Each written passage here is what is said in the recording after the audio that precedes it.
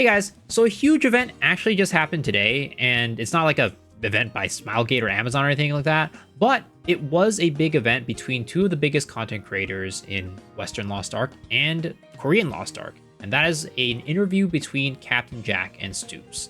Now, if you guys didn't manage to catch that interview, I would highly recommend you do so. I'm going to leave a link in the description below with a link to the VOD, and I'm sure Stoops is also going to be uploading a highlight at some point onto his YouTube channel. But please check them out, because I thought that the interview went really well, and there were some funny moments in there too. So please go check them out.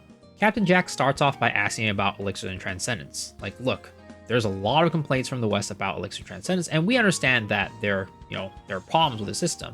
But what is our real pain points, right, with the system? So Stoops kind of elaborates and says, like, the biggest problems right now really are around the fact that they're so complicated and they take so long to do. And it's really hard to recommend people to do it because of that. Like, people are watching 50-minute videos to just learn how to do elixirs before actually even hopping into it. Like, they're just too complicated. And any new player actually trying to learn the game is going to have a lot of trouble trying to learn these systems. It's definitely fun at first, but it definitely should have been nerfed a lot sooner than it was in the game right now. And Captain Jack responds by saying, like, hey, look, if you nerf the system too soon, people are gonna not want to interact with that system, or, like, if they have a track record of doing so, they're gonna be like, hey, look, this is gonna get nerfed soon, so I'm just not gonna deal with it because that's a waste of money, right? And definitely that's understandable, but Stu was like, hey, look, that's just how MMOs are, right?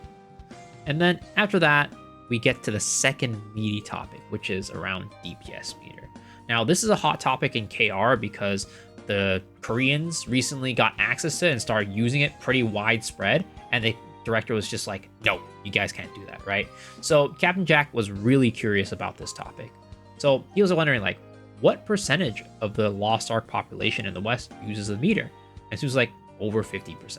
Now, for me personally, I think it's probably closer to about 40, but I think 50% is still an accurate representation.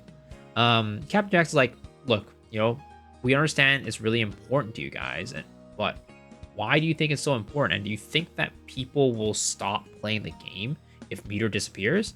And Sue's like, absolutely yes. It both amplifies the amount of fun that we have in the game, but also provides us really good data to help us improve our gameplay and skill. And Captain Jack's like, hey, well, I understand that, but what are the pros of using meter? Like, it's a hot topic here in Korea. We really don't, like, the director really doesn't want us to have it. But in your opinion, why do you think you have to have it, right? And here are definitely some big topics. There are really three big topics that Stoops outlined. First one was supports. Second one is class balance. And third is toxicity. So with supports, and we all know this, right? Supports really don't get much feedback in terms of how well they do in raids, other than the fact that they get Radiant supporter, Noble supporter, right? And sometimes they're not even on that screen. So it's really hard to tell, like, hey, how well am I actually doing in this fight? And those tags also come with, like, other factors as well, because if your DPS aren't performing, no matter how good you are as a support, it doesn't matter. You're never going to get that Radiant supporter. So they're really not super clear about how well you're performing in the game without meter. And really, supports are just like a huge part of the damage in Lost Ark. Like, they provide so much damage to the party, and if you have a support that's really underperforming, it might not be the DPS's problem, right? It might be the support's problem that the DPS isn't doing that much damage.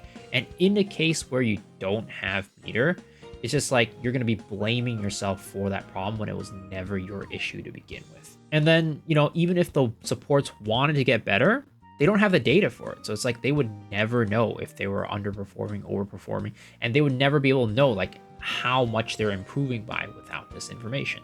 Next comes class balance. And the meter really is there to keep the developers accountable for class balance, because a lot of times we might feel good playing a class, or it feels good to play and feels like we're strong, but maybe the other people are just underperforming, and that's why you're feeling strong. And that comes into play heavily in these raids.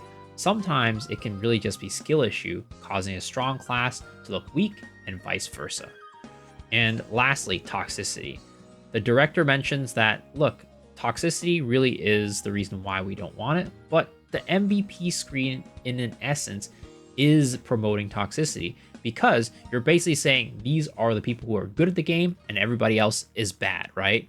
And Captain Jack's like, hey, look, they really put the MVP screen up there just to really kind of hide the underperformers rather than shame them, right?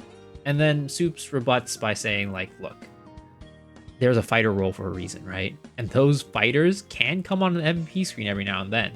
And, in his own chat, people always make fun of him for being fighter as long as they're not on the MVP screen. Sometimes that might not be the case.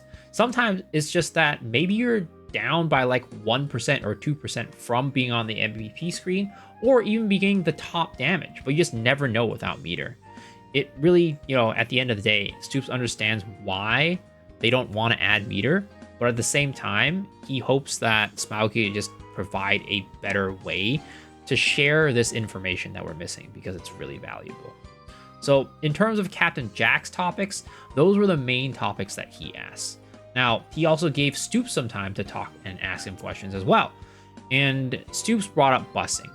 So he asked Captain Jack, what does Korea think about busing, right? And Captain Jack's like, look, it's not a positive aspect of the game, but it's not something that can be easily stopped. And asks Stoops, like, what do you see as a problem with busing?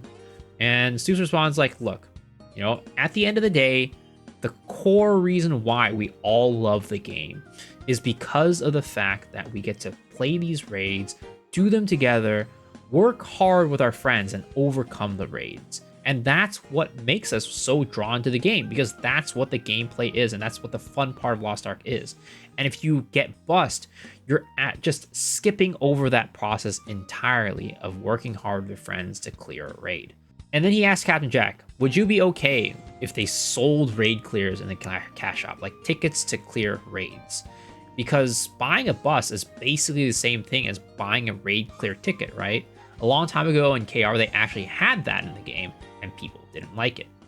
And Captain Jack's like, it's true that playing together is a more positive way to approach the game, but some people just don't have the time to do that. They're busy in their day, they come off of work, and they might have like an hour or two to play the game, but they want to play with their friends who are much further ahead, so they can buy buses to catch up with their friends.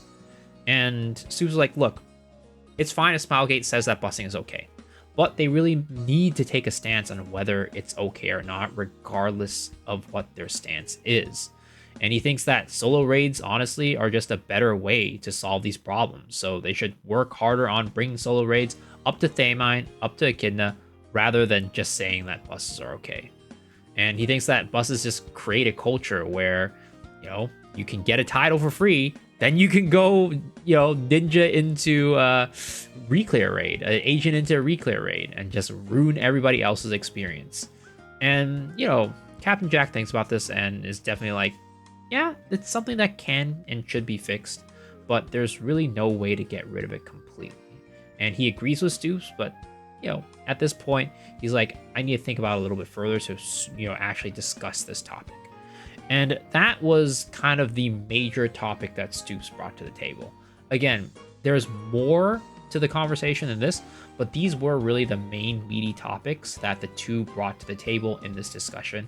And also, again, I would highly recommend you guys watch this video, this VOD, if you guys are interested in this conversation, because they talked about a little bit more than this, some more kind of lighthearted topics, but at the same time, there are also some, good funny moments as well. So again, hopefully you guys enjoyed this summary of it, but if you do want to see more of it, go watch the VOD in the description below. And as always, if you want to see more content like this, consider hitting the sub button, because that's the easiest and most free way to help out the channel, as well as coming to hang out on my Twitch stream, twitch.tv/misoikshiru. I stream there every single night starting at 10 p.m. PST. So hopefully I see you guys there, but if not, hopefully I'll see y'all on the next video. All right, guys, peace.